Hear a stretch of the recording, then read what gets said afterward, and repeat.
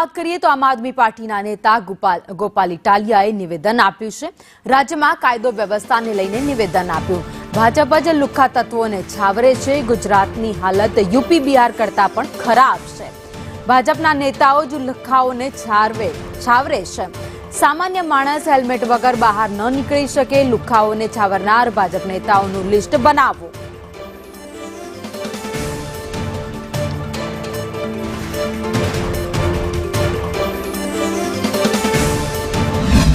ભાજપના રાજમાં ગુજરાતની હાલત યુપી બિહાર કરતાં પણ વધુ ખરાબ થઈ રહી છે, જેના બોલતા પુરાવા વિડીયોના સ્વરૂપમાં રોજે રોજ આપણા સમક્ષ આવે છે। ક્યાંક વડોદરામાં કોઈ નબીરો ડ્રગ્સ પીને દારૂ પીને એક્સિડન્ટ કરીને કોઈને મારી નાખે છે।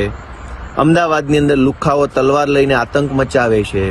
કોઈ જિલ્લામાં કશુંક, કોઈ જિલ્લામાં કશુંક, ક્યાંક આ ક્યાંક તે, અને તમાશો કરવા માટે નિર્ણય કર્યો કે 100 કલાકની અંદર એક્શન લેવામાં આવશે અને બધા જ લુખ્ખાઓની યાદી બનાવવામાં આવશે। અરે વાહ ભાઈ વાહ!